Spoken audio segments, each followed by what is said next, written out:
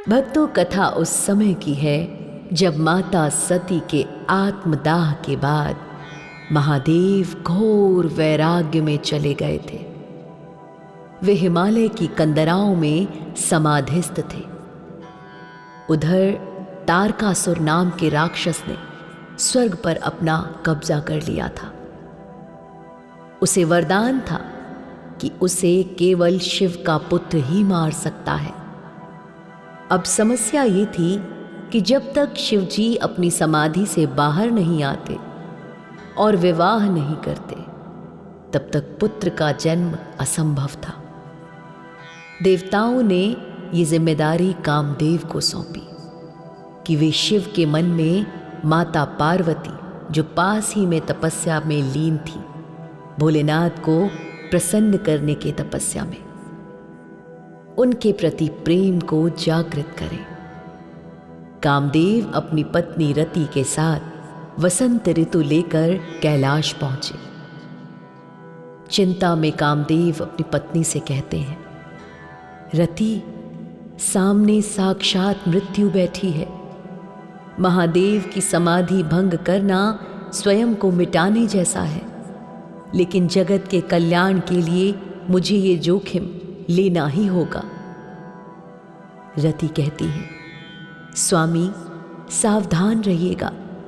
शिवजी का क्रोध अति प्रलयंकारी है। कामदेव ने आम के वृक्ष के पीछे छिपकर अपना पुष्प बाण चलाया। सीधे वो महादेव के हृदय पर जाकर लगा। जैसे ही सम्मोहन बाण शिवजी को लगा, उनकी समाधि टूट गई। उनका मन विचलित हुआ, लेकिन अपनी दिव्य दृष्टि से उन्होंने तुरंत जान लिया कि ये किसकी शरारत है। क्रोध में आए महादेव ने अपना तीसरा नेत्र खोल दिया।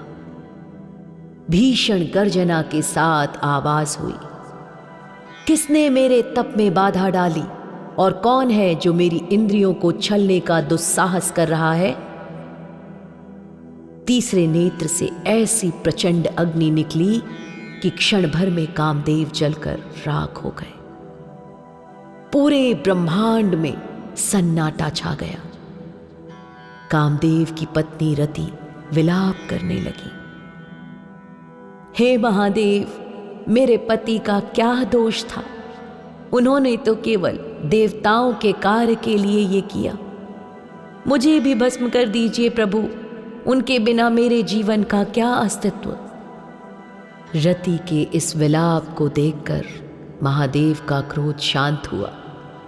उन्होंने रति को वरदान दिया कि कामदेव जीवित तो रहेंगे, लेकिन अनंग यानी बिना शरीर के। वे केवल मन में निवास करेंगे। द्वापर युग में जब कृष्ण का अवतार होगा, तब कामदेव उनके पुत्र प्रद्युम्न के रूप में जन्म लेंगे। और भक्तों, एक लोक मान्यता है कि जहां कामदेव भस्म हुए थे, वहां की मिट्टी से माता पार्वती ने एक मूरत बनाई थी। कहते हैं कि महादेव ने बाद में उस स्थान को आशीर्वाद दिया कि भले ही कामदेव शरीर से नष्ट हो गए हों, लेकिन संसार में सृजन का कार्य नहीं रुकेगा। प्रेम अब देह से ऊपर उठकर आत्मा का विषय बनेगा। तो प्यारे भक्तों, इस कथा के प्रतीकार्थ हमारे जीवन के लिए बहुत गहरे हैं। कैसी लगी ये कथा कमेंट में अवश्य बताइएगा। सबसे पहला और आध्यात्मिक उद्देश्य तो इस कथा का है इंद्रियों पर नियंत्रण का, कंट्रोल ओवर सेंसेस। कामदेव वासना और इंद्रियों के आकर्षण का प्रतीक हैं भक्तों। शिव का उन्हें भस्म करना ये दर्शाता है कि यदि हमें आध्यात्मिक ऊंचाई प्राप्त करनी है, तो हमें अपनी इंद्रियों को और काम वासना को जलाना होगा। ये मन की जीत की कथा है। दूसरा, तीसरे नेत्र का रहस्य।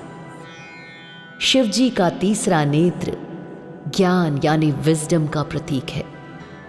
जब ज्ञान जागता है तो मोह और वासना स्वतः ही भस्म हो जाते हैं। ये हमें सिखाता है कि कठिन समय में अपनी भावनाओं में बहने के बजाय मनुष्य को विवेक से काम लेना चाहिए।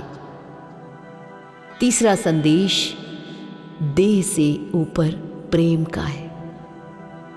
Yes, love beyond physicality. Kamadev को अनंग, बिना शरीर वाला बनाना ये संदेश देता है कि सच्चा प्रेम शारीरिक आकर्षण पर निर्भर नहीं होना चाहिए। प्रेम एक सूक्ष्म भाव है भक्तों, जो शरीर के खत्म होने के बाद भी जीवित रहता है। महादेव एक महान योगी हैं भक्तों, इसलिए ये कथा लक्ष्य के प्रति एकाग्रता यानी फोकस भी सिखाता है। ये सिखाती है कि जब हम किसी बड़े उद्देश्य, समाधि या आत्मज्ञान की ओर बढ़ रहे हों तो दुनिया के आकर्षण यानी कामदेव रूपी आकर्षण आपको भटकाने की कोशिश अवश्य करेंगे, और ऐसे में आपका अडिग रहना ही सफलता के रास्ते पे आपको आगे लेकर जाता है, आपको एक सफल व्यक्तित्व बनाता है। बिना वासना के सृजन। भक्तों, तारकासुर का वध करने के लिए शिव पुत्र कार्तिकेय की आवश्यकता थी, लेकिन उनका जन्म वासना से नहीं बल्कि तप की ऊर्जा से हुआ था। इसलिए ये संदेश देती है कि उत्कृष्ट कार्यों का जन्म भोग से नहीं बल्कि योग और संयम से होता है। तो दोस्तों, आज के समय में हमारे चारों ओर कामदेव के रूप में अनेक रूप हैं, जैसे कि सोशल मीडिया का आकर्षण, जैसे विलासिता, जैसे भटकाव। हमें भी अपने भीतर के शिव को जगाना होगा और अपने ज्ञान के तीसरे नेत्र से इन भटकावों को भस्म करना होगा भक्तों, ताकि हम अपने जीवन के उच्च उद्देश्यों को प्राप्त कर सकें। इससे आपको क्या शिक्षा मिली, आप हमें कमेंट करके ज़रूर बताइएगा।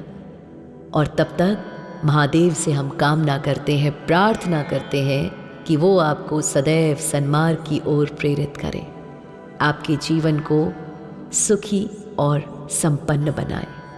इसी आशा के साथ हर हर महादेव।